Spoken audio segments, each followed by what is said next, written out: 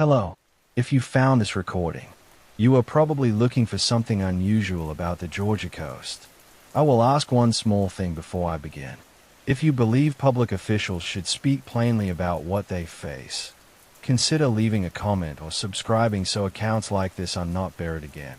What I am about to describe was filed, sealed, and redirected more than once. It was called environmental instability. It was called misadventure. It was never called what it is. I am speaking now because the containment measures are failing. This is the first full statement I have given without redaction. I am Sheriff Daniel Mercer of Glynn County, and this is the part they told me not to record. I have worked in places where rules exist not to prevent accidents, but it contains something that preys on human behavior. My name is Daniel Mercer. I am the elected sheriff of Glynn County, Georgia. I have worn a badge for 17 years, 9 of those as sheriff. Our jurisdiction covers coastal marshland, barrier islands, shipping access points, and long stretches of tidal river that look empty from a distance. They are not empty. They are patient. Nothing happens safely here after sunset. That is not a slogan. It is not folklore. It is a procedural assessment built from incident reports and graves. The marsh breathes differently at night. The tide pulls out and leaves black channels between reeds. The air settles low and wet. Radios carry farther than they should. Sound bends. You can hear a boat engine miles away, then lose the sound of a man shouting 50 yards from your truck. We have rules for that. Most deputies think they are about navigation and safety. Some are not. The first official loss tied to the current rule set was Deputy Aaron Lyle in 2016. He was 32, married, 2 children. He responded to a distress call near the Altamaha River mouth, just south of Harris Neck. The caller reported a woman stranded in chest-deep water, screaming for help. It was near low tide. Aaron went in without waiting for backup. He broke Rule 1. Rule 1 states no solo water contact response after sunset. No exceptions. He believed he could see her. He told dispatch, "I have visual on a female subject approximately 40 yards out. She is facing away from me. She is not moving." Dispatch asked if he could confirm footing conditions. He said, "Negative. She keeps calling my name." Aaron did not know anyone out there who should have known his name. His body was recovered at sunrise. No defensive wounds. No water in the lungs consistent with drowning. The coroner listed exposure and cardiac arrhythmia. The file was marked closed. I attended the burial. His wife asked me why his boots were missing. That was the first time I understood the rules were not preventative. They were reactive. Within my first year as sheriff, the senior deputies sat me down in the evidence room after hours. Sergeant Ellis brought a handwritten list. No letterhead. No signature. Just 7 statements. He said, "Sheriff, these are not policies. They are survival guidelines. You can publish them if you want. But if you publish them, you make them visible." I asked visible to who. He did not answer directly. He said, "It listens for structure." The original list had 5 rules. 1. No solo water contact after sunset. 2. Do not answer voices that use your first name from open marsh. 3. If dispatch receives duplicate calls from the same number within 1 minute, confirm the caller can describe the sky above them. 4. If you see a light standing still in tidal grass, do not approach it from downwind. 5. If a missing person returns after 3 days without dehydration, do not allow immediate family physical contact for 24 hours. At the time, I believed these were extreme caution measures built from coincidence and stress. I was wrong. The thing out there adapts to our sense of duty. It does not rush. It positions itself where compassion overrides training. I will tell you what happened the night I stopped dismissing it as coincidence. It was late September 2018. The heat had broken, but the humidity had not. We received a call from a shrimper named Luis Ortega. He reported his deckhand had fallen overboard near Sapelo Sound at dusk. Coordinates were inconsistent. He sounded disoriented. Dispatch asked him to describe the sky. He paused. Then he said, "Black. No stars."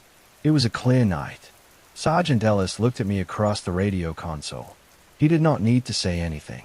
I keyed the MIC. "Lewis, this is Sheriff Mercer. How many crew on board?" "2. Me and Caleb." He slipped. "I can hear him." "Hear him where?" "In the reeds. He keeps asking why I'm not helping him." The coordinates placed them in a shallow marsh channel that dries to mud at low tide. There was no open water deep enough for a man to vanish. We deployed 2 boats and a shoreline unit. I ordered compliance with Rule 1 and Rule 2. No one enters water alone. No one responds to name calls from vegetation. Deputy Marla Henson was on shoreline containment. She had been with us 6 years. Solid. Measured. She radioed. "Sheriff, I have visual on a male subject approximately 50 yards east of Ortega vessel. He is waist deep. He is facing away." I felt my chest tighten. "Do not approach alone," I said. "He is asking for me specifically. Do not respond." There was a long pause. Wind over grass. The faint sound of something rhythmic, like wet fabric dragged over wood. Marla said quietly, "Sheriff, he sounds young." I said, "Hold position." Lewis began screaming over open channel. "He is right there. Why are you not helping him? That is your job. Duty. Compassion. Exposure." We followed procedure. 2 deputies approached together with tether lines secured to the boat. They moved upwind. They did not speak. The figure in the reeds did not turn. It continued speaking in Caleb's voice. It listed details about Lewis's daughter, her school, her asthma, information not public. When the deputies reached 20 yards, the voice stopped. The figure sank straight down without splash. Water depth at that point was measured later at 14 inches. We never recovered Caleb's body. Lewis resigned his license and left the county within a month. He sent me one letter. It contained a single sentence. It knew which child was sick. After that incident, we added Rule 6. 6. If the subject references non-public family information, immediate withdrawal. No negotiation. That rule cost us. In 2019, a tourist family from Atlanta reported their teenage son missing from Jekyll Island after a night walk. Surveillance showed him stepping off the boardwalk into marsh grass at 11:43 p.m. He appeared to be following someone just ahead of frame. There was no one visible. His mother insisted she could hear him calling from the tide line long after deputies cleared the area. She begged to go in. I held her back personally. She said, "You have children. How can you not go?" "I do have children. 2 daughters. One in high school then. One in middle school." I told her, "If we go in blind, we lose more." She tried to push past me. Deputy Henson restrained her. We heard the boy's voice from the dock. "Clay, come. Mom, it is shallow. I can see you." He used her childhood nickname, the one only family used. I watched her face change. I almost broke Rule 2. Almost. We held line until sunrise. We found the boy at dawn standing on a mudflat half a mile from where he entered. No tracks leading in or out. No signs of hypothermia. He was dehydrated but stable. He said he had been walking behind his uncle. His uncle died in 2012. We enforced Rule 5. No family contact for 24 hours. The mother screamed at me in the station lobby. She said I was cruel. She said I was inhuman. Within 12 hours, the boy began repeating phrases not in his normal speech pattern. He asked for tidal charts. He asked why the reeds lean inland when there is no wind. If we had allowed contact immediately, we believe proximity accelerates attachment. He was transferred to a medical facility in Savannah under psychiatric hold. He disappeared from the facility 2 nights later. No broken locks. No camera interruption. After that, state officials visited. Not publicly. They asked for incident summaries. They suggested environmental gas exposure theories. They recommended we reduce written documentation of anomalous voice phenomena. Institutional silence. We added Rule 7 quietly. 7. Do not document auditory mimicry in digital systems. Verbal briefings only. You may think that sounds paranoid. I thought so too. Until the radios began repeating us. In March 2020, during a routine patrol near the Little Satilla River, Deputy Henson reported intermittent echo on her channel. Not feedback, not delay. A second voice speaking over her last word. Slightly off cadence. She said, "Sheriff, I am hearing duplication on Channel 3. I responded. Switch to Channel 5. The duplication followed. Dispatch recorded it. When we played it back, the second voice was not identical. It was close. Close enough to unsettle. It began inserting names. Mala. Then silence. We shut down digital logging for 3 nights and reverted to analog backups. The duplication ceased during analog transmission. That is its limitation. It cannot mimic through fully analog systems without proximity. It requires digital relay to scale its voice. We thought that was control. False stabilization. Incidents decreased for 2 months after we limited digital chatter. No duplicate calls. No shoreline apparitions. State officials praised our protocol refinements. I allowed myself to believe we had contained the pattern. During that period, I relaxed enforcement of Rule 4.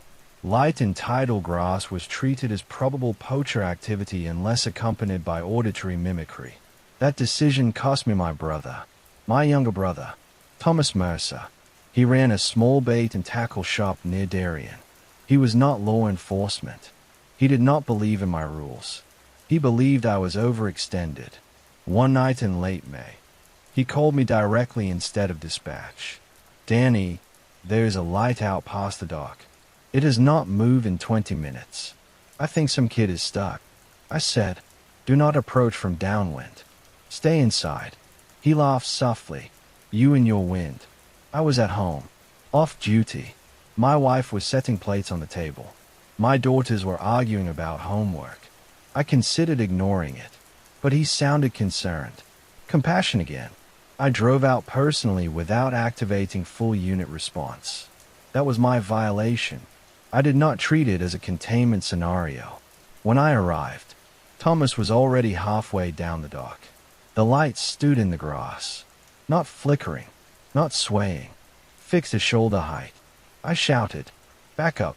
He turned to look at me. Behind him, from the reeds, came his own voice. "Tom." He froze. The second voice said, "I am over here." It used our mother's tone. "She has been dead 8 years." Thomas stepped off the dock. I broke Rule 1. I went after him alone. The mud swallowed to my knees. The light did not move. It brightened as we approached. The air smelled metallic. My radio crackled but did not transmit. I grabbed his jacket. He was shaking. He said, "It is cold." The light extinguished. Complete darkness. Then the voice spoke from directly between us. "Danny." It was my daughter's voice. My youngest. Perfect cadence. I hesitated. Thomas pulled away. One step forward. I tackled him back toward the dock. We both fell into the mud. The voice shifted. It began listing details from my home. The color of the curtains. The dog asleep under the table. I did not respond. I dragged him by his collar. We reached the dock edge. Backup arrived 3 minutes later. 3 minutes is a long time in waist-deep marsh at night. Thomas was hypothermic. No visible injuries. He refused to speak about what he heard. 2 days later, he went back alone at dusk. His truck was found parked. His shoes on the dock. No body. Family contact violation. I believed I could override procedure because he was blood. After Thomas disappeared, incidents increased again. The false stabilization had masked adaptation. While we limited digital logging, it shifted to direct proximity events. Fewer signals. High impact. My wife stopped asking questions. She began locking doors before sunset. My daughters were instructed never to answer their names from outside after dark. They obeyed. Children understand tone more than explanation. Within the department, morale fractured. Some deputies believed we were feeding hysteria. Others followed rules rigidly. Sergeant Ellis told me, "Sheriff, it wants us divided. If half follow and half do not, exposure multiplies." He was right. In July 2021, we faced our first multi-site event. 3 separate calls within 20 minutes, all reporting stranded individuals in different marsh sectors, all using correct local identifiers, all referencing deputies by name. We could not respond to all simultaneously without breaking Rule 1 or Rule 6. I had to choose. I dispatched 2 units to the northern sector near Blackbeard Creek where a call referenced Deputy Henson's husband by name. I held central units in reserve and sent myself south toward Crooked River where a caller claimed to be a Coast Guard trainee lost in reeds. Over radio, I heard fragments. "Sheriff, subject is visible. Not moving. Hold position. He is saying my daughter's birthday. Withdraw." One deputy did not withdraw. Deputy Cole Ramirez. 3 years on force. No prior violations. He said over channel, "If that is someone's kid, I am not leaving him." He stepped in. The body we recovered at dawn was not Ramirez. It was an unidentified male with no fingerprints in state database. Height similar. Hair similar. Face partially obscured by swelling. Ramirez was never found. We closed 3 sectors for 30 days. Officially for environmental hazard. Unofficially because our containment lines have been tested and partially breached. The thing is not random. It pressures weak points. It uses love. It uses obligation. It uses the expectation that an officer must respond. Nothing happens safely after sunset because sunset removes witnesses. It narrows choices. It amplifies sound. It tempts us to act quickly. I am telling you this at the beginning because you need to understand something. We are not fighting it. We are managing exposure windows. There is one limitation we have confirmed through repeated incidents. It cannot cross fully lit open asphalt if the lighting is continuous and powered by independent generators. It will stop at the edge. It will speak from shadow but not step into sustained artificial light. We reinforced parking lots. We installed generator-backed floodlights at 3 boat ramps. For a time, that gave us breathing room. But the marsh is wider than asphalt, and people do not live on asphalt. As I record this, 2 sectors remain under informal curfew after dusk. Officially voluntary, unofficially enforced through patrol presence. My name is Daniel Mercer. I am Sheriff of Glynn County. I have buried a deputy. I have lost my brother. I have stood between mothers in the dark. And I have not told you the worst part yet. Because the worst part began the night the voice stopped calling from the marsh and started calling from inside my house. The first time it spoke inside my house, I did not recognize the shift for what it was. Up until then, every incident had geographic boundaries. Reeds, tide lines, mud flats, docks, boat ramps. Even when the radios duplicated us, it was tied to field transmission. There was distance. There was a perimeter. Inside my house meant the perimeter had thinned. It was October 2021. A dry cold front had pushed in from the northwest. Windows open. Air moving. My wife, Caroline, was washing dishes. My oldest daughter, Erin, was at the dining table with a history textbook open. My youngest, Lila, was upstairs on a video call with a friend. I was off duty but monitoring analog band in the kitchen. We had reduced digital monitoring after the duplication incidents. I kept a handheld analog unit clipped to my belt at home. At 9:14 p.m., the power flickered once. Not a full outage, just a drop. The generator did not engage because the interruption was less than 3 seconds. Caroline looked at me. I said, "Probably a branch on a line." The sky was clay. Then from upstairs, I heard my own voice. "Erin, clay, measured," coming from the hallway above the stairs. My daughter looked up at me at the table. I had not spoken. Caroline froze with a plate in her hand. Again, my voice. "Erin, come here." It was exact. The pacing. The slight rasp I get when I am tired. Aaron whispered, "Dad." I stood slowly. I did not run. Rule 8 had been discussed but never formalized. If mimicry occurs within residence, do not answer verbally. Confirm physical proximity of all family members before movement. I said quietly to Caroline, "Where is Lila?" "Upstairs." I keyed the analog radio but did not transmit. I wanted open channel recording. The voice from the hallway changed. "Lila, do not lock the door." Caroline started toward the stairs. I grabbed her wrist. "Count," I said. She understood. We had drilled this privately after Thomas. She called out without using names. "Girls, respond with position only." From upstairs, Lila's voice came. "Bedroom." From the dining room, Aaron said, "Here." The hallway voice shifted again. Now it was my mother. "Daniel." I had not heard her voice in years. Not in that tone. I felt something in my chest loosen in a way I cannot fully explain. Grief is a vulnerability vector. I knew that intellectually. Knowing does not prevent reaction. I said nothing. The hallway voice moved closer to the top of the stairs. Footsteps without weight.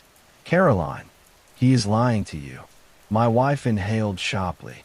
I moved to the base of the stairs and flipped the hallway light on. It did not illuminate fully. The bulb glowed at half strength. We had generator-backed floodlights outside. Inside was standard grid. The voice stopped at the line where stair light met upstairs shadow. It did not descend. That was confirmation of the limitation extending indoors. Sustained light creates boundary. I called out, "Steady. Everyone downstairs. Now, stay in light." Aaron moved first. Lila came down slower. She was shaking. The voice spoke once more from the dark above. "I'm already in the house." Then silence. I advanced up 3 steps. No further. The bulb flickered but held. I did not clear the second floor that night. We consolidated in the living room with every lamp on and the television running static noise for baseline sound. We stayed awake until sunrise. At dawn, I cleared the house with analog unit on open channel. No anomalies. No disturbed items. No forced entry. Caroline said quietly, "It followed you." That was the first time she said it out loud. She had never challenged the rules. She had never mocked them. But she had not named the threat as personal. Now she did. I did not argue. The next morning, I called Sergeant Ellis and Deputy Henson to my house. I disclosed the incident fully. No minimization. Ellis listened without interruption. When I finished, he said, "Sheriff, it escalates through attachment. You have had the most exposure." Mahler added, "It did not cross the stairlight." "No," I said. "It stopped at the boundary." Ellis nodded. "Then we extend the boundary." We added Rule 8 formally. 8. In case of residential mimicry, consolidate all occupants into continuous light. Do not pursue sound source into unlit space. Maintain open analog transmission. We also installed generator backlighting inside my home and 3 other deputies' homes who had direct exposure incidents. State officials were not informed. This was departmental. That week, we experienced a lull. No shoreline calls. No duplicate dispatch. No lights and reads reported. False stabilization again. During that lull, the county commission questioned our overtime expenditures. They requested a public explanation for increased patrol after dusk. I attended the meeting. Public comment period was tense. One resident said, "Are we under some kind of curfew you are not telling us about?" I responded, "We are increasing visibility to reduce nighttime accidents." That was not a lie. It was incomplete. After the meeting, Commissioner Hale pulled me aside. "Daniel, you are spooking tourism. Jekyll bookings are down for fall." I said, "I cannot adjust tides or human behavior after dark." He said, "Then adjust messaging." Institutional pressure. Silence encouraged. That night, at 0030 hours, dispatch received a call from inside our own administrative building. Line 3. Internal extension. The caller ID displayed records office. The building was locked. Alarm armed. Dispatch answered. A voice said, "Sheriff Moso is in the evidence room. He needs assistance." I was at home. Dispatch transferred to my analog unit. "Confirm your location." They said, "Home." I responded. On the recorded digital line, my voice answered.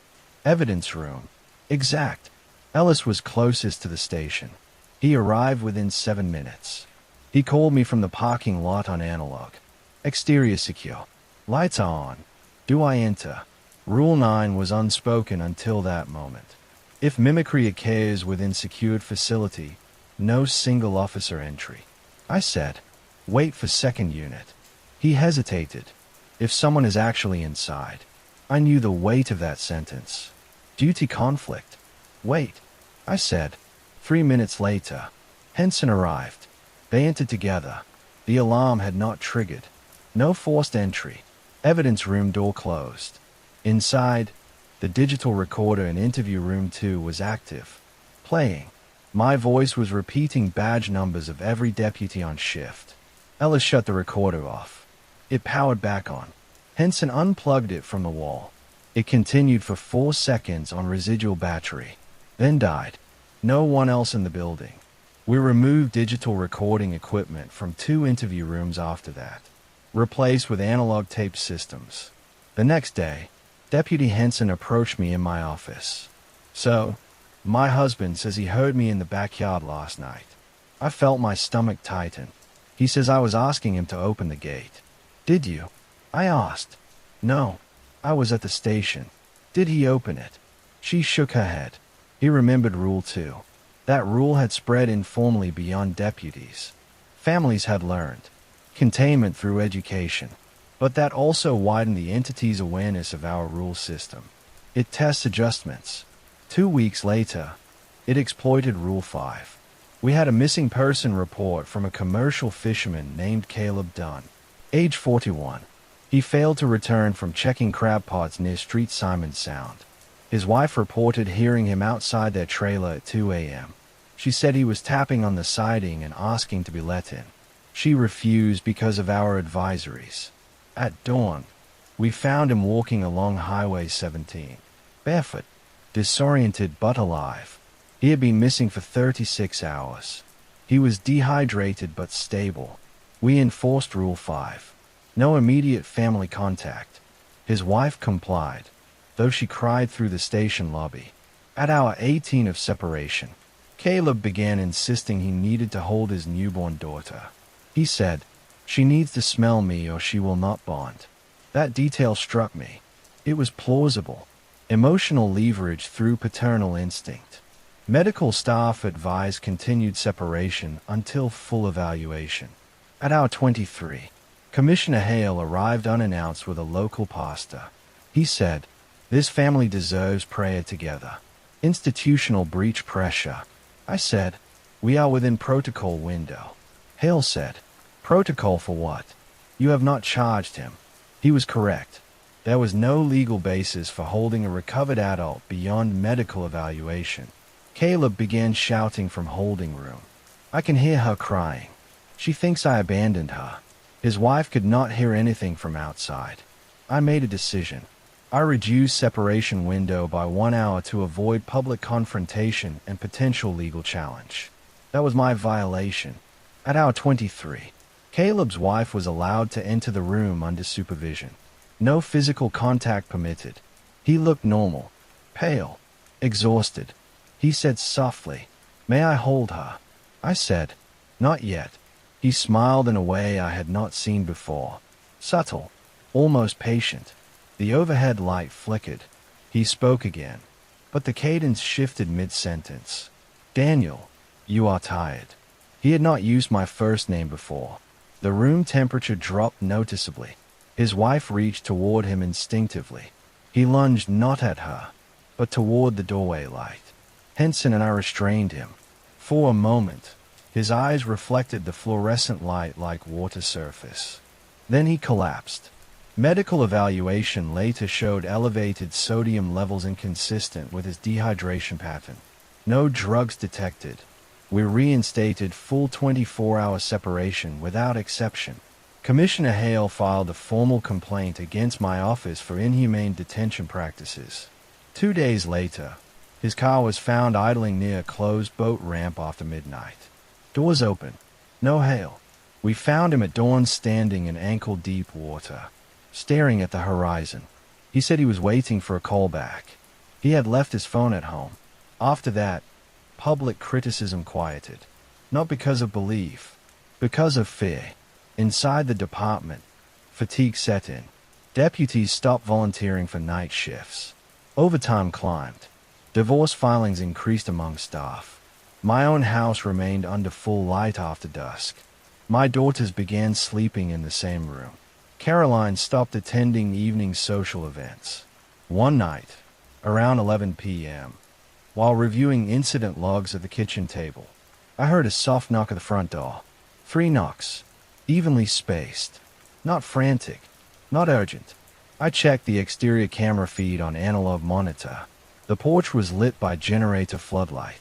No one visible. Another 3 knocks. Caroline whispered, "Do not." I approached the door but stayed within interior light boundary.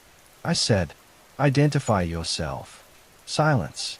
Then, from the other side of the door, Thomas's voice. "Danny, it is cold out here." My throat closed. The porch light did not flicker. The camera feed showed empty air. Again, his voice. "You left me." Caroline began crying silently behind me. I did not open the door. The knocking stopped. In the morning, there were no footprints on the porch. No marks. That was when I understood something had changed. It was no longer confined to marsh adjacency. It was using proximity to those most exposed. It had learned my perimeter. The next escalation would not be about luring deputies into reeds. It would be about forcing us to choose between light and blood. And I knew, with a clarity that made sleep impossible, that it would not stop at the door forever. After it came to my door using my brother's voice, we changed posture. Up to that point, containment had been geographic. Now it was relational. Exposure was measured not in miles of marsh, but in emotional proximity. I called a closed session with command staff and their spouses. Not official, not recorded. We met in the training room with analog lights only.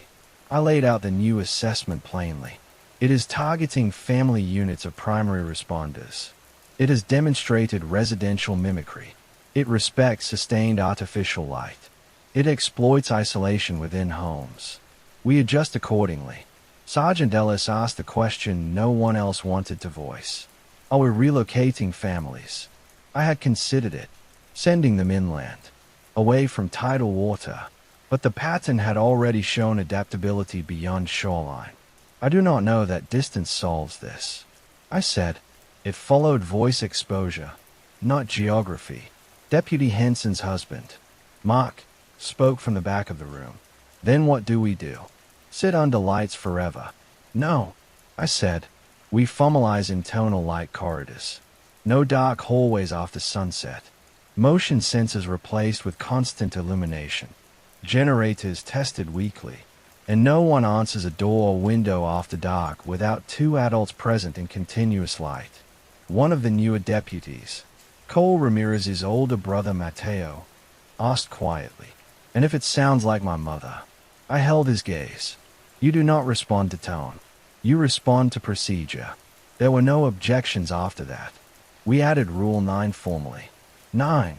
After sunset, no interior residential darkness in homes of exposed personnel. Maintain overlapping light fields from entry points to sleeping areas. The cost of that rule was immediate. Sleep disruption, utility strain, children afraid of shadows they had not previously noticed. It is one thing to tell your daughter not to answer her name from the yard. It is another to tell her the hallway light can never be off again. 3 weeks passed without major field incident. False stabilization again.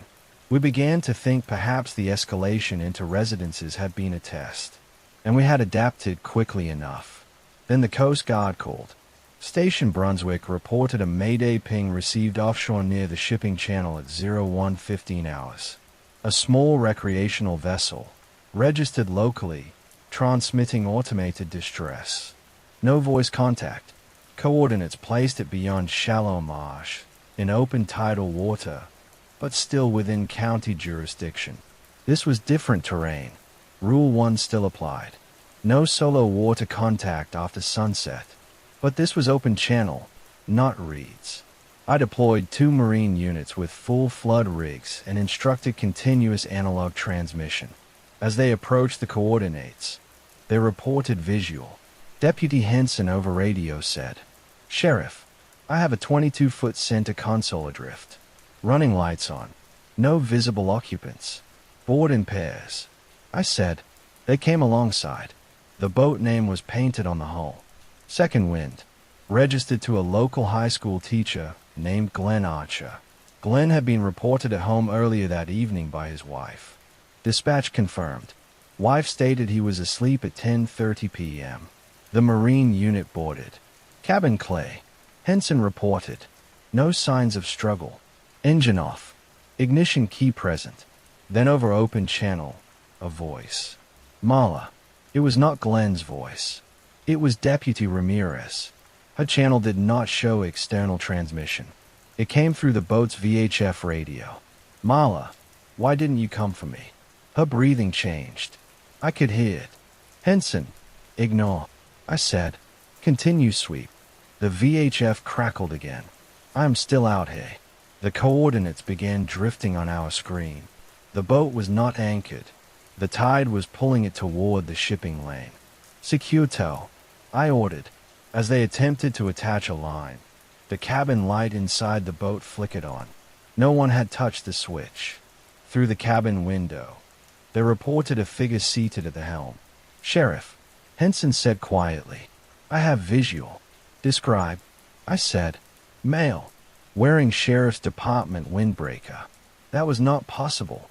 Our issued windbreakers are not public. "Face," I said. She hesitated. "Sheriff, it is you." There was a long silence over channel. I kept my voice even. "Do not board cabin. Withdraw to perimeter. Tow from bow." The figure inside the cabin raised its head slowly.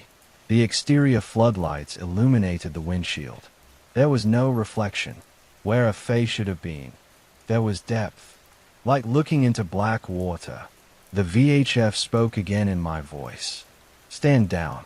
Henson swore under her breath. They secured the tow line without entering the cabin.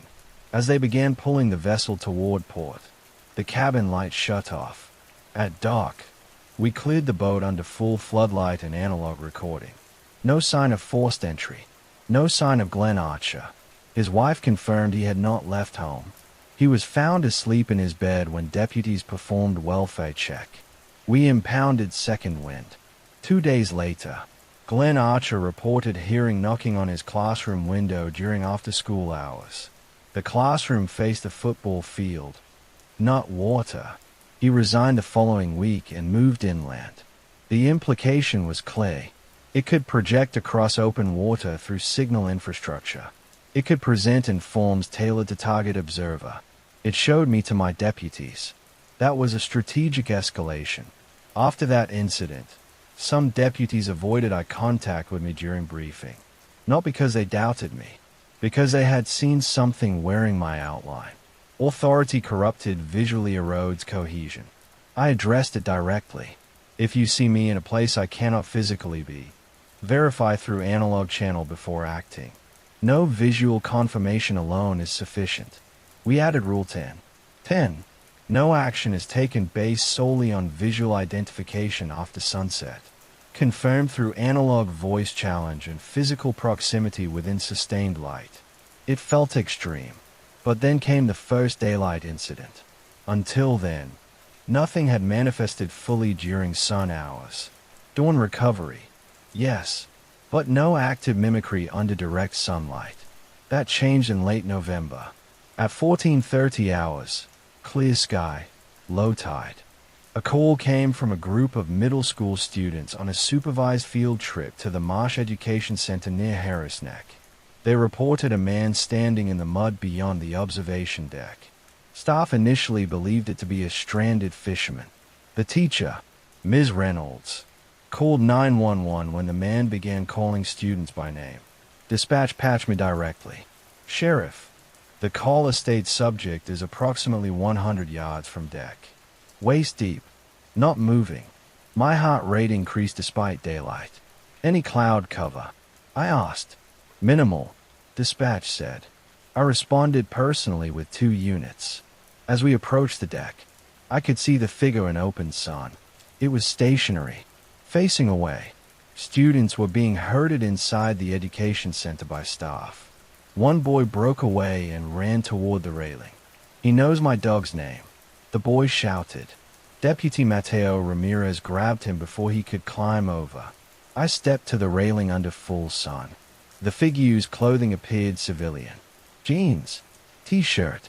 It spoke without turning. Daniel. The sound carried clearly in daylight air. That was new. Return indoors. I ordered staff. The figure began listing badge numbers again. Then it did something it had not done before. It turned. Under full sunlight. Its face was visible. Not blank. Not void. It was a composite. Features shifting subtly. Thomas's jawline. Deputy Lyle's eyes. Glenn Archer's hair. Not stable. Students screamed inside the building. The figure took one step forward in the mud, then stopped. It did not advance further. Later measurements showed that step placed it at the edge of a naturally occurring dry sandbar exposed by low tide. The sun was directly overhead.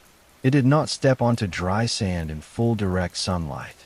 That was the second confirmed limitation. Direct overhead sun on dry ground inhibits forward movement. I did not test it. I ordered perimeter hold until tide rose. When water covered the sandbar, the figure sank without splash. Daylight manifestation changed everything. If it could appear under sun, even with limitations, then no time was fully safe. Parents demanded answers after that field trip incident. News vans arrived. I held a press conference. I said, "We are investigating a trespassing individual exhibiting erratic behavior in marsh terrain." It was technically accurate. After the conference, a mother approached me privately. She said, "My daughter says the man looked like you." I did not deny it. That night, at home, my oldest daughter Erin confronted me. "Is it using you now?" Her voice did not accuse. It trembled. "I do not know." I said. She said, "If it comes in here looking like you, how will we know?" That question has no comforting answer. We use rules. I said, "Not faces." She nodded but did not look reassured. 3 days later, at 1945 hours, with all interior lights active, we experienced the first internal light failure under load. The generator engaged automatically as programmed. But for 12 seconds during the transfer, the hallway between living room and kitchen went dark. 12 seconds is enough. From the darkness, my wife's voice called out, "Daniel, help me." She was sitting 2 feet from me. The voice continued from the hall. I fell. Caroline gripped my arm so tightly it bruised. I did not move. The generator stabilized. Light returned. Silence. After that, I increased generator maintenance to daily checks. Sleep became fragmented.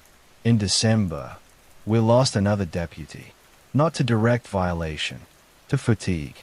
Deputy Ellis fell asleep at the wheel returning from a late patrol near Darien. His cruiser left the road and struck a pine.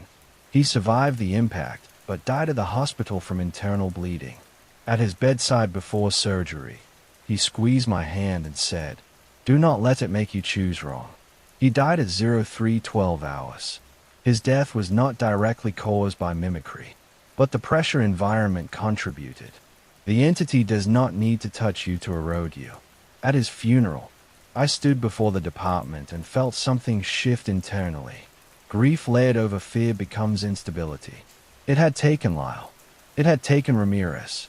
It had taken my brother, now Ellis, and it had begun showing my face to my deputies. That night, after the funeral, as I stood alone in my lit kitchen, the analog radio on my belt crackled once. No digital involvement, Just static. Then a whisper. Not through the speaker. From behind me.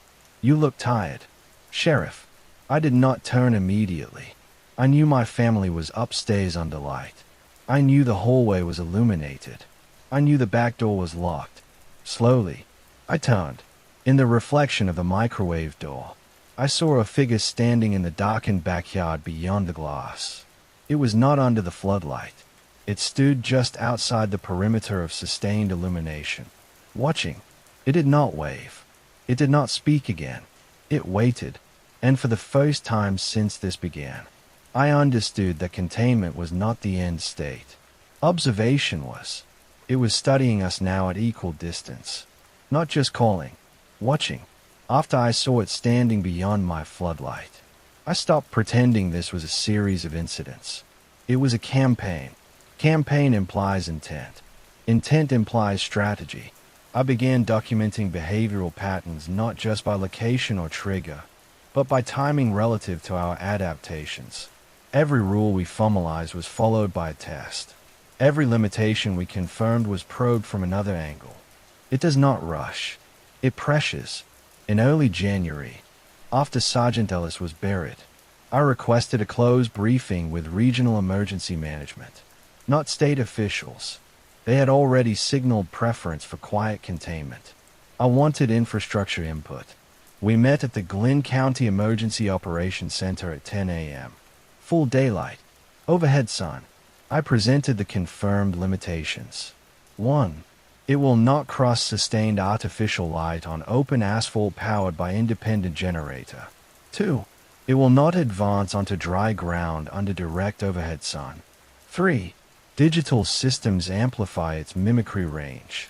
Analog reduces scale. The Director of Emergency Management, Carla Nguyen, listened carefully. She had been in hurricane coordination for 15 years. Practical, not prone to superstition. She asked, "Is it bound to tidal zones?" "Not anymore," I said. "Then what defines its perimeter?" I hesitated. "Attachment," I said finally. "Exposure clusters." She did not laugh. Instead, she said, "Then your containment grid needs to consider people as nodes, not geography." That sentence changed our operational thinking. We began mapping exposure chains. Who responded to which incident? Whose family heard mimicry? Which homes experienced anomalies? Clusters emerged around primary responders and immediate relatives. We added Rule 11. 11. Limit cross-exposure between primary incident responders. No repeated pairing on high mimicry calls. Rotate teams to prevent concentrated attachment nodes. It was counterintuitive. In crisis, you rely on trusted partners. We began separating them intentionally. Morale dipped further. Deputy Henson approached me after briefing.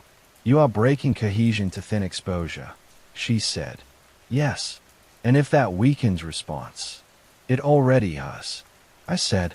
3 days after implementing Rule 11, we experienced our first school-adjacent incident not tied to marsh. Brunswick High School. 6 p.m. Basketball practice running late. The janitor reported hearing a student crying in the maintenance hallway. Security cameras showed no one entering or exiting that corridor. The assistant principal called dispatch. I responded with 2 units under full daylight conditions fading toward dusk. Inside the hallway, lights were fluorescent but not generator-backed. We heard it before we saw anything. A teenage boy's voice. "Coach," the assistant principal whispered. "That's Tyler." Tyler had graduated 2 years earlier. The voice continued. I twisted my ankle.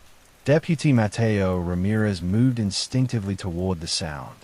I grabbed his vest. "Stay in light," I said. We advanced as a group. 4 adults shoulder to shoulder.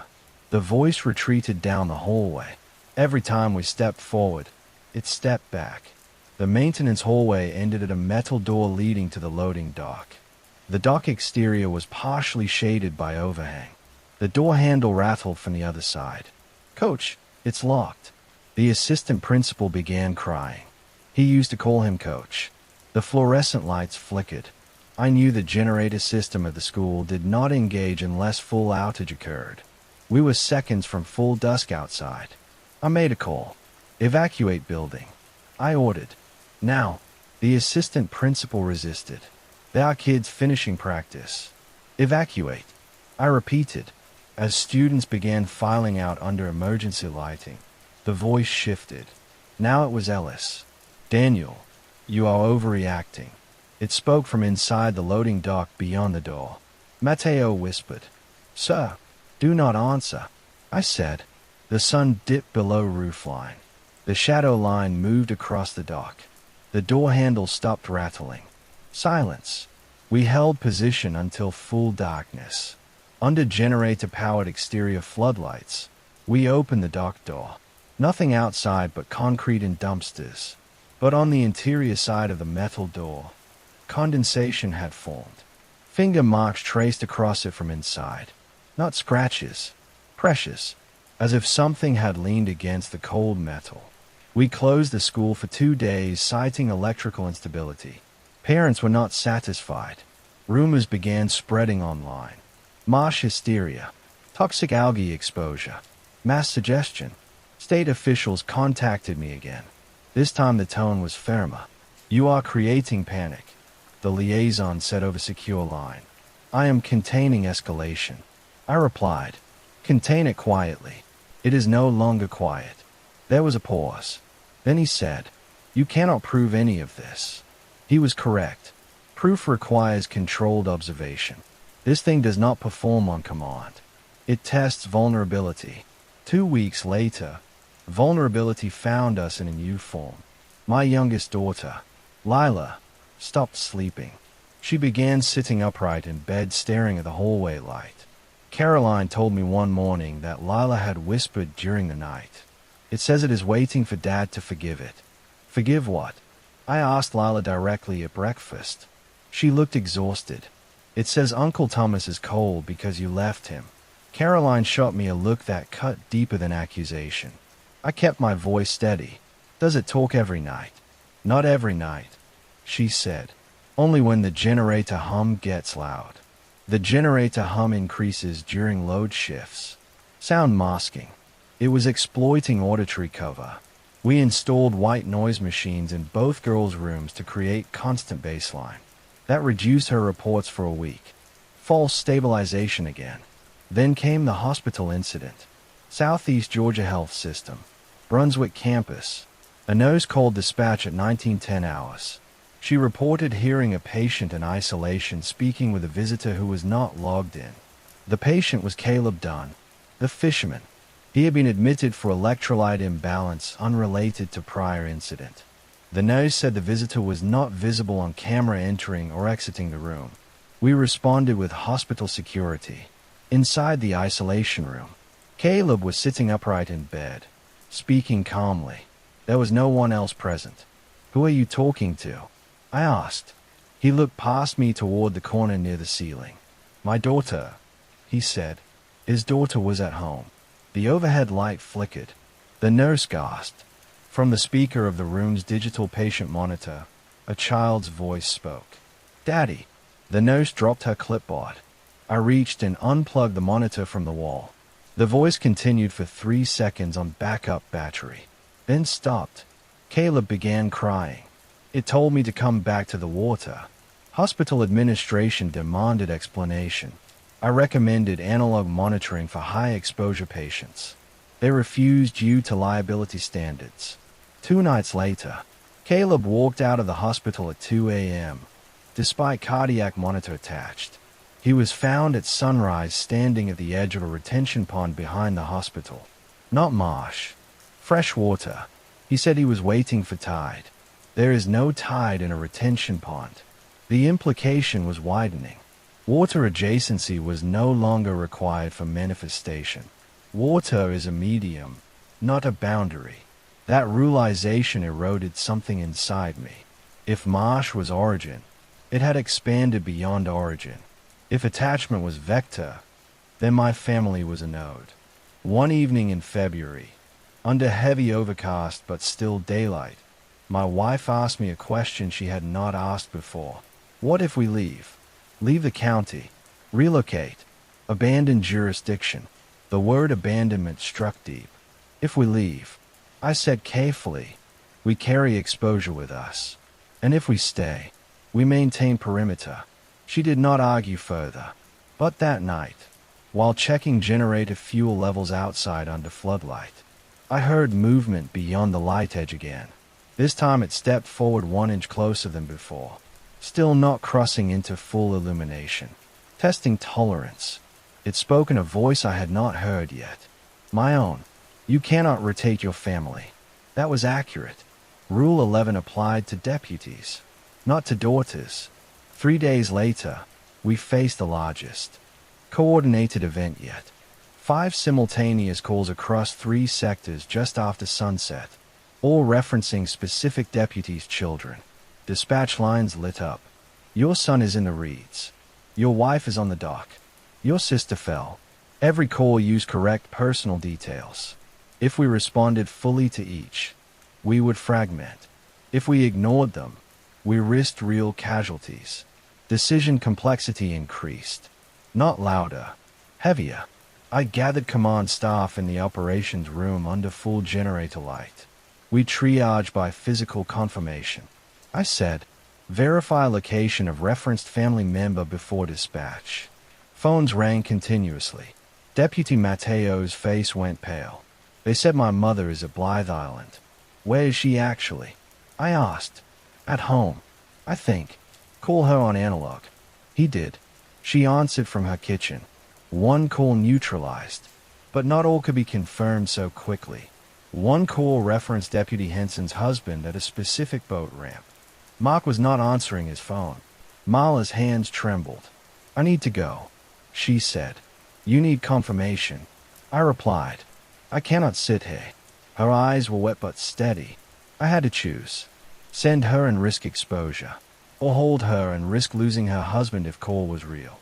I dispatched 2 units, not including her, to verify ramp. She remained. That was the correct call. The ramp was empty. Mark had been in the shower and missed her calls, but the delay nearly broke her. The calls stopped after 22 minutes. No physical manifestations reported. Psychological pressure only. Low action. High tension. Afterward, deputies sat in silence. The room felt smaller. It had tested our capacity to withstand simultaneous emotional triggers.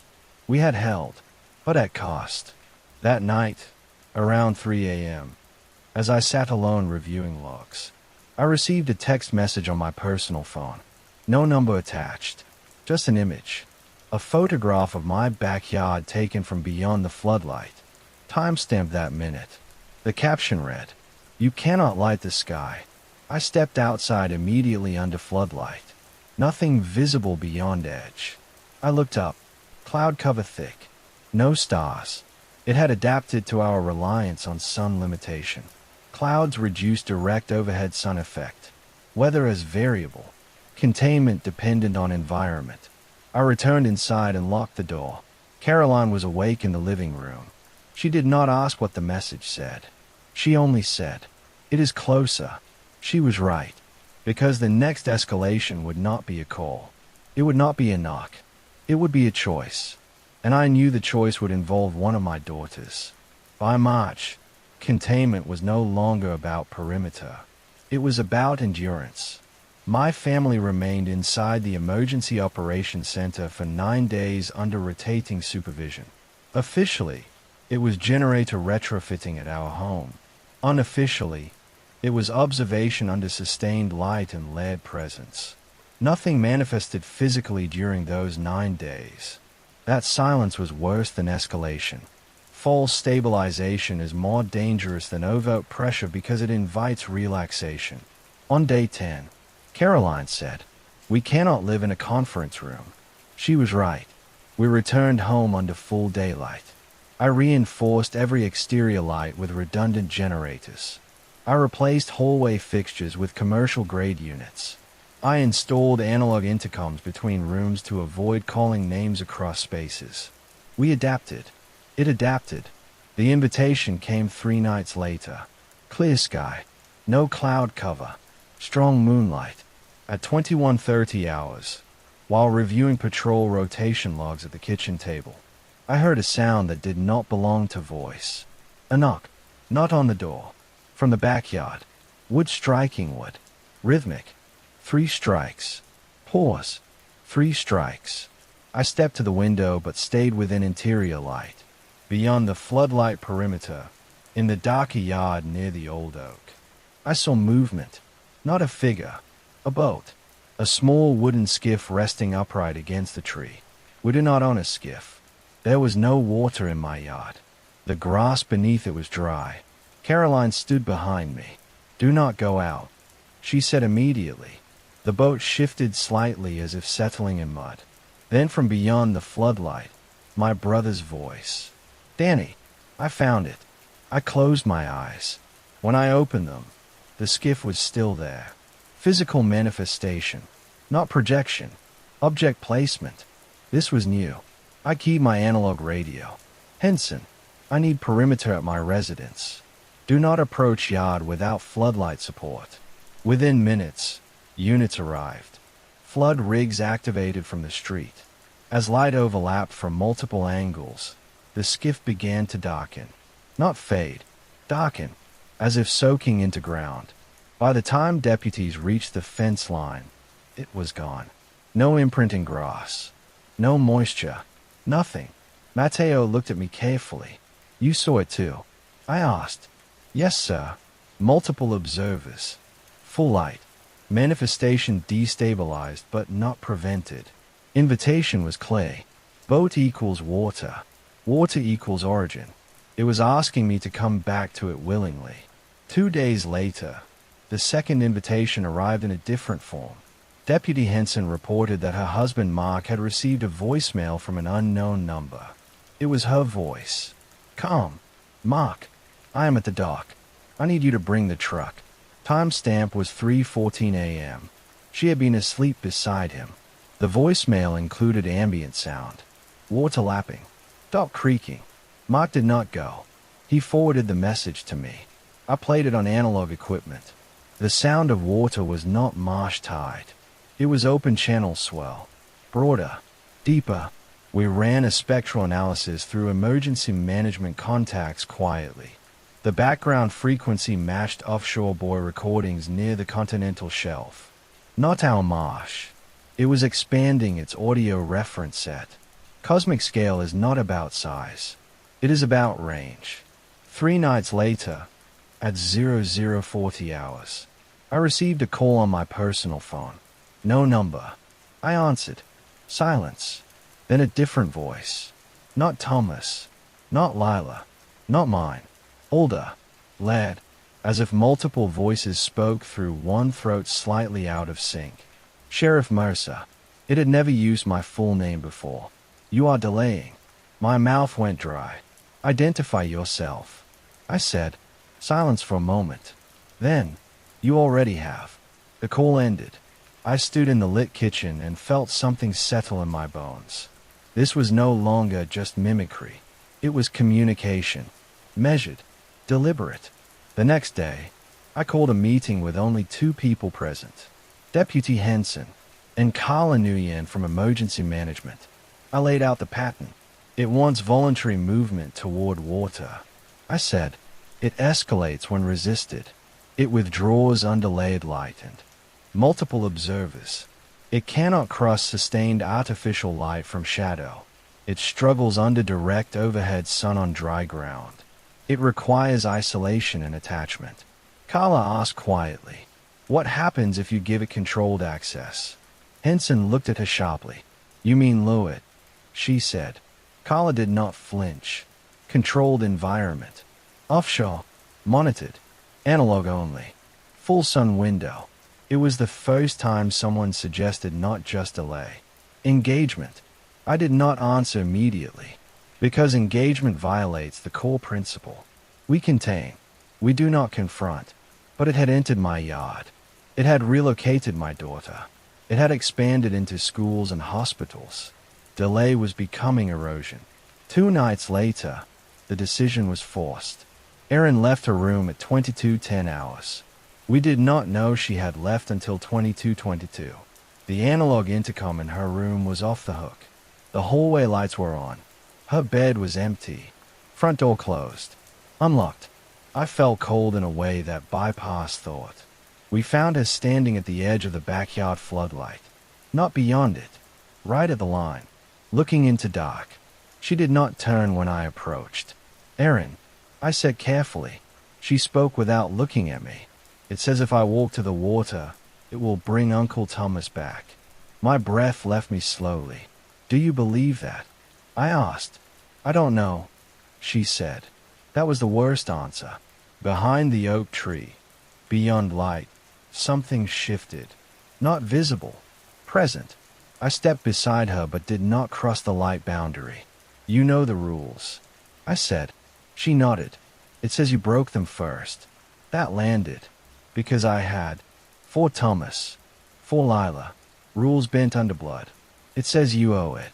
I felt Henson's presence behind me. Silent. I made a choice in that moment that changed trajectory.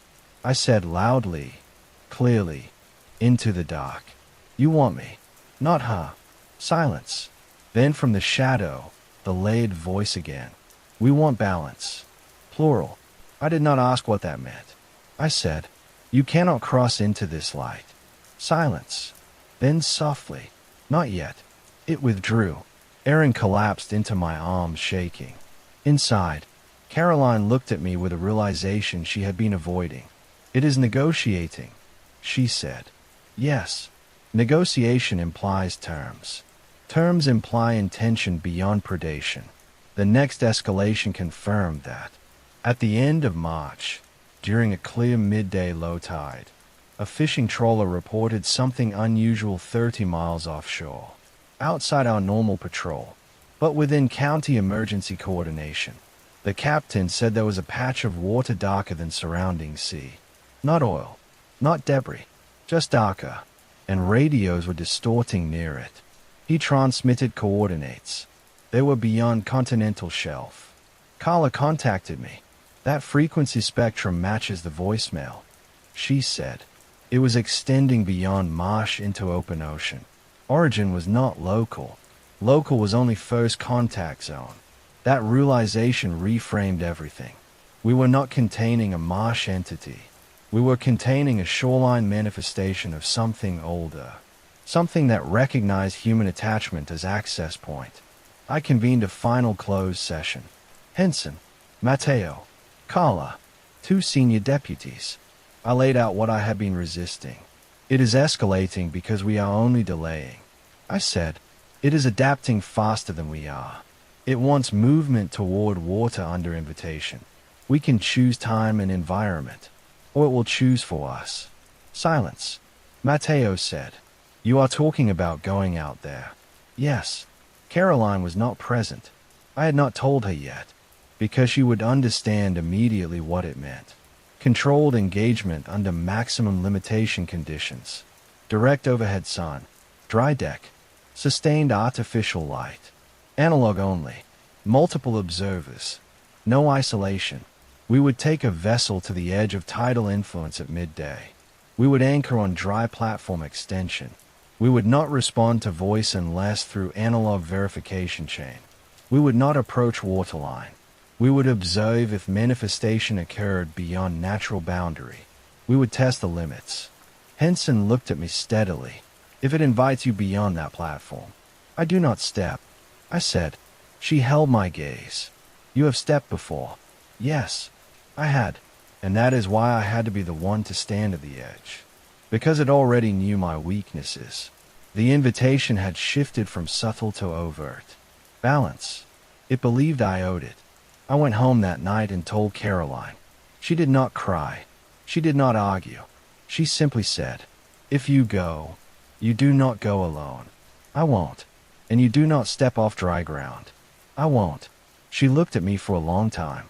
"You are not trying to stop it," she said. "No," I answered. "I am trying to understand its boundary." That is the difference between confrontation and containment. The next day, we prepared the vessel. Analog radios only. Generator-backed floodlights mounted to deck rails. Extended dry composite platform installed at stern. Departure scheduled for 11:30 a.m. High sun window. Low tide predicted at 1300 hours. Everything calculated. Everything procedural. As I stood on the dock before boarding, I heard something from the marsh behind me. Not a voice. A low, distant sound like something vast shifting underwater. Not tide. Not wind. It was patient. And for the first time since this began, I felt not just watched, measured. We were about to step beyond delay. And I knew, deep in the marrow where fear becomes certainty, that once we sailed past the mouth of the river, nothing about this would remain local. We departed at 11:32 a.m. Clear sky. No cloud cover. Wind light from the west. The vessel was a County Marine response boat retrofitted for the operation. Aluminum hull. Dual outboards. Analog-only communications. No satellite link. No digital chart plotter active. Paper chart secured under plexiglass. On board were 5 of us. Myself, Deputy Henson, Deputy Mateo Ramirez, Carla Nguyen from Emergency Management, and Lieutenant Brooks from Marine Patrol. No one else knew the full purpose of the trip. Officially, we were testing offshore radio interference reported by commercial traffic. Unofficially, we were answering an invitation. We cleared the mouth of the Altamaha at 12:20 p.m. The water changed there. Color deepened from brown tidal to blue-gray. Swells lengthened. The marsh receded behind us until it was a low dark line on the horizon. I stood at the stern near the composite dry platform we had bolted onto the deck. It extended 4 feet beyond the rail. Reinforced, dry, and elevated slightly above normal deck height. If manifestation required transition from water to dry under direct overhead. Sun, this was our controlled boundary.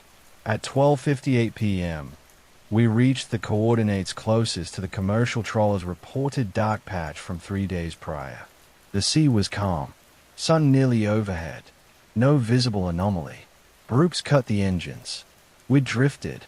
The silence offshore is different than marsh silence. It is wider. It carries depth. Carla checked the handheld analog spectrum monitor. Baseline normal, she said. For 6 minutes, nothing happened. False stabilization. I felt tension begin to ease across the deck. Then the water 30 yards off port side changed color. Not dramatically, just subtly darker, as if shadow passed beneath. But there was no cloud. Mateo whispered, "Sir." The dark patch widened slowly. No ripple, no disturbance, just density. Henson raised binoculars. I see nothing at surface. The analog radio on my belt crackled once. Not signal, just a faint pressure pop. Then from open air above the water, the layered voice. "You came." It was not loud. It did not echo. It was simply present. I kept my voice level. "We are here under light." The dark water patch moved closer, stopping approximately 15 feet from the hull. It did not touch us. The voice shifted. "You brought witnesses." "Yes," I said. Silence. Then, "You believe numbers protect you." I did not answer, because they do. Layered observation in sustained light disrupts isolation. The water darkened further. Something beneath moved. Not rising, turning. A shape too large to define. Carla's voice was steady but tight. Spectral fluctuation increasing. Mateo gripped the rail. "So, depth reading." Brooks checked the manual depth gauge. 230 feet. The dark patch was deeper than the visible water column. It was not a surface phenomenon. The voice came again. "You want boundary." It was not a question. "Yes," I said. The water directly below the composite platform lightened, as if thinning. Then from beneath, a column of darker fluid rose toward the surface. It did not break through. It pressed against the underside of water like oil against glass. Henson whispered, "It is testing vertical transition. Sun directly overhead. No cloud cover. Dry deck. Layered witnesses." The column rose until it met the underside of the composite platform extension. It did not cross. It pressed. The deck vibrated slightly under our boots. Not from impact, from resonance, like distant thunder through metal. The voice changed tone, less layered, more focused. Daniel Mercer. It used my full name again. You broke balance. My throat felt dry. You took 3. Images flashed unbidden in my mind. Thomas. Lyle. Ramirez. You withheld return. It believed the lost belonged to it, or that I had interfered with the cycle. I enforced boundary. I said. The dark column shifted laterally, sliding beneath the hull. The boat rocked gently. Henson called out. Starboard side. Movement. The water there deepened to near black. A shape formed just beneath surface. Broad. Curved. Not anatomical in any human sense. Ancient scale. Carla's voice was barely above a whisper. It is not confined to tidal ecosystem. No, it never was. The marsh was interface. The ocean was body. The voice came again. Closer. You offered yourself. It was correct. In my yard. In the dark. I had said you want me. I felt Henson's presence just behind my right shoulder. Do not isolate. Do not step. The composite platform creaked slightly. The dark column beneath pressed upward again. Higher this time. The edge of the platform dipped 1 inch. Still dry. Sun intense overhead. I forced myself to speak evenly. You cannot cross into direct overhead light on dry ground. A pause. Then the voice, softer. Not alone. The words settled heavy. Not alone. Isolation required. Laid presence prevented transition. The implication formed. It did not need to overpower light. It needed one of us to step closer, to create a shadow pocket. Mateo shifted his footing. Instinctively, I placed a hand on his vest. No one moves. I said clearly. The ocean's surface beyond the dark patch began to ripple in concentric circles. Not from wind, from depth displacement. Something vast turning. The boat lifted slightly as if riding a swell that did not propagate outward. Brooks said quietly, So, we need to consider engine restart. If we leave now, Carla said, we confirm retreat pattern. She was right. Retreat teaches it timing. We hold until it withdraws. The voice shifted again. Now it was Aaron. Dad. Clay. Soft. From directly below the composite platform. Every muscle in my body tensed. Dad. I am under hay. Henson inhaled sharply. Mateo muttered. It is pulling family vector. Sun directly overhead. Dry deck. 5 witnesses. Do not isolate. Erin is at school. I said calmly. It responded immediately. She left early. That detail hit hard. I did not know her schedule that day. The doubt was weapon. Carla stepped closer to me so our shoulders touched. Laid presence. The composite platform dipped another inch. Still dry. Still above waterline. The dark column beneath widened. Surface tension of sea bulged slightly but did not break. Balance. The voice repeated. You owe depth. I owe nothing. I said. Silence. Then the water around us began to still. The dark patch slowly receded outward. The column beneath lowered. The composite platform leveled. The vast shape beneath turned away. But before it fully withdrew, one final statement rose through the water and air. Then depth will collect elsewhere. The dark patch dissolved into normal sea. The surface returned to blue-gray. Sun overhead. Wind light. No visible anomaly. No physical trace. Only the memory of pressure and bone. We stood in silence for a long moment. Brooks finally said, Sir, engines. I replied. We turned toward shore.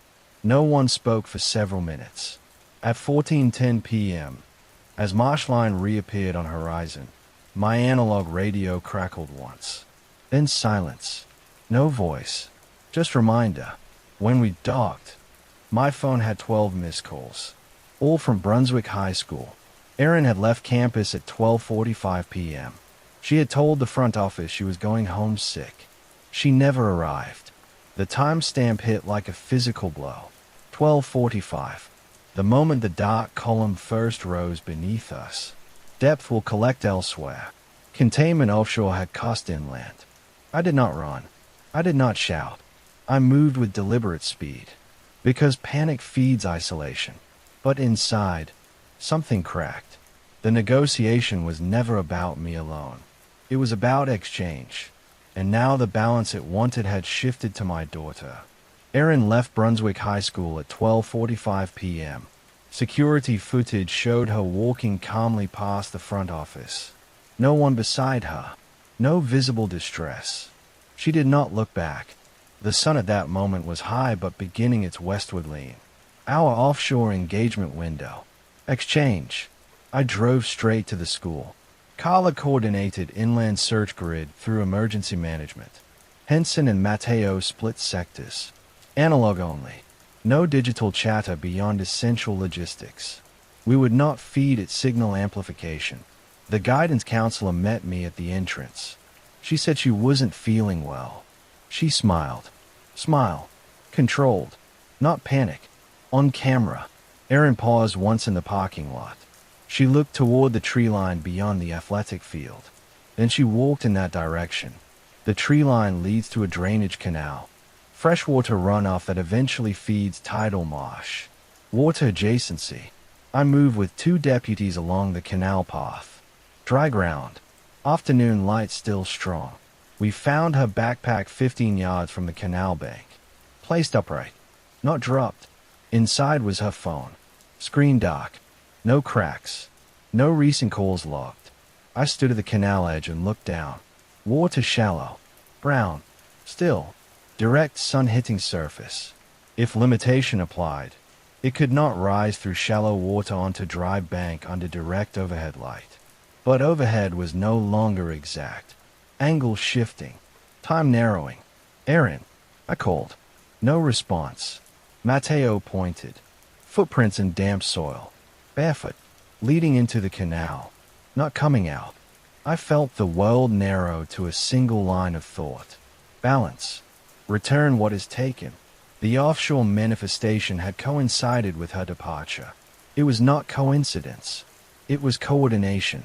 I forced myself to breathe evenly. Form perimeter. I said.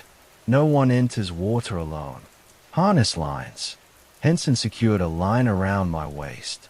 You do not go first, she said. I do, I replied. She held my gaze. Layered presence, she said firmly. We go together. She was right. Isolation creates breach. We stepped into the canal side by side. Water reached mid-calf. Warm. Still. Sunlight diffused through suspended sediment. I could see bottom clearly. No sign of her. We moved slowly downstream toward where canal widens before meeting marsh. At the widening, shade from overhanging trees reduced direct sunlight on water surface. The line between sunlit and shaded water was sharp. As we approached that boundary, the temperature dropped noticeably. Matteo whispered, "Sir." In the shaded section, the water darkened beyond what depth warranted. There was no depth increase. Still less than 3 feet. But darkness pooled there. I stopped at the sunline. "Erin," I called again. From the shaded water, her voice answered. "Dad." Clay. Not distorted. From below surface. I closed my eyes briefly. Then opened them. Do not respond to tone. Respond to procedure. Describe what you see. I said. Pause. Roots, she said. And light. There were tree roots visible along bank. That detail was correct. It knew environment. Henson spoke quietly. It is drawing you into shade. If I stepped one more foot forward, I would cross into shadow. Direct overhead sun limitation would no longer apply. Not fully. Cloud cover was minimal. But tree canopy created localized shade. It had engineered pocket. You cannot cross into sustained artificial light. I said loudly, as if reminding it. Silence. Then the laid voice. We are not in light. Plural. The water in shaded section began to ripple outward from a central point. Not wind. Not current. Something rising. Matteo tightened his grip on tether. So, withdraw, he whispered. But Aaron's voice came again. Dad, it's cold. My chest constricted painfully. Cold. Thomas had said that. Patton. I forced myself to ask. What year is it? Pause. 2021, she said. It was 2022. I felt clarity cut through panic. It is not her, I said quietly. The ripple intensified. The shaded water bulged upward slightly. Like breath beneath skin. The laid voice spoke. Closer. Balance. I offered myself. I said steadily. Under sun. Under light. With witnesses. Silence. Then, not alone. It needed isolation. It needed me to step into shadow alone. I made the hardest decision of my life. I stepped backward. Out of the canal. Back fully into direct sun on dry bank. Henson followed. Matteo followed. The ripple in shaded water intensified for a moment. Then stilled. Aaron's voice shifted. Anger now. You left me. I did not answer. Because that was Thomas's script. Not hers. The shaded water slowly returned to normal coloration. No surge. No emergence. Just still canal. We searched the canal for 2 more hours under daylight. No physical sign of her. At 17:20 p.m., dispatch reported a 911 call from our home landline. Caroline's number. I answered on analog. Aaron's voice. Dad, I'm home. Timestamp. 17:18. Sun lowering. I felt something inside me fracture and harden simultaneously. We drove home under full siren. When I arrived, Caroline was in the driveway under floodlight, though it was not yet dark. Aaron stood beside her. Dry. No mud. No sign of water exposure. I approached slowly. Where were you? I asked. She looked confused. School, she said. Then I came home. You left at 12:45. I felt sick, she said. I walked. You went to the canal. No, she said. Her eyes were steady. No dilation. No tremor. But something in her posture was slightly off. A fraction delayed in mirroring my movement. Rule 5. 24-hour separation. Caroline resisted openly this time. No, she said. Not again. If she is not alone. I said quietly. We risk all of us. Aaron's expression shifted subtly. Not fair. Annoyance. You think I'm not me? She said. I did not answer. We placed her in the guest room under continuous generator light with analog audio monitor. Henson remained as witness. At 19:45 p.m., as sun dipped fully in floodlights engaged, the analog monitor emitted a soft crackle. Aaron's voice from the room. Dad. I entered with Henson beside me. Aaron was sitting upright on the bed. Eyes open. Are you alone? I asked. She tilted her head slightly. Yes. The cadence was almost correct. Almost. Do you want to leave this room? I asked. No. She lay back down. At 23:10 p.m., the generator hum shifted pitch slightly under load. In that hum, from the hallway outside the guest room, came the laid voice. Not Aaron. Not Thomas. Not mine. Older. Return what is taken. It had followed inland. No water present. Only attachment. I stepped into the hallway under full light. You took her, I said. Silence. Then from within the guest room, Aaron's voice screamed. Not mimic. Real. Henson and I rushed inside. She was sitting upright. Eyes wide. Clutching her chest. It's pulling, she gasped. Where? I asked. Down, she said. I looked at the floor. Dry hardwood. But beneath it, I felt a subtle vibration. Like distant surf. The house was not near water. But water table runs beneath coastal ground. Depth will collect elsewhere. It was not limited to visible bodies of water. It could leverage groundwater. It could leverage memory. It could leverage grief. I knelt in front of her. Look at me, I said firmly. She did. Her pupils flickered slightly. You are Aaron Mercer. I said clearly. You are in light. You are not alone. The vibration intensified briefly. Then the laid voice filled the hallway and room simultaneously. You enforce rules built on ours. The floor beneath us felt colder. Henson grabbed my shoulder. Sir, if it could manifest through groundwater, then light alone was insufficient without isolation control. We needed laid presence. Caroline stepped into the doorway. Floodlight behind her. Matteo entered behind her. 5 of us. Full light. No shadow pockets. The vibration under the floor peaked, then stopped abruptly. Aaron collapsed forward into my arms. Breathing shallow but steady. The hum in the generator normalized. Silence returned. We did not sleep that night. At dawn, Aaron woke with no memory after leaving school. Medical evaluation showed mild dehydration inconsistent with reported activities. No other abnormalities. I understood then that the negotiation was not about physical exchange. It was about consent. It sought willing step into depth. Compassion, guilt, duty, love. Every vector it used was human. It does not break doors. It waits at thresholds. It cannot cross sustained artificial light without shadow. It struggles under direct overhead sun on dry ground. It requires isolation to transition. Those are boundaries we have confirmed. But it adapts. It expands through attachment clusters. It tests new mediums. Groundwater, digital, memory. If you live near coastal Georgia marshland, you already know nothing feels right after sunset. Now you know why. My name is Daniel Mercer. I am sheriff of Glenn County. 17 years in law enforcement. 9 as sheriff. I have buried deputies. I have lost my brother. I have almost lost my daughters. We are not stopping it. We are delaying it. Rules exist not to prevent accidents. They exist to contain something that preys on human behavior. If you hear your name from water after dark, do not answer. If someone you love returns from depth unchanged, do not embrace them immediately.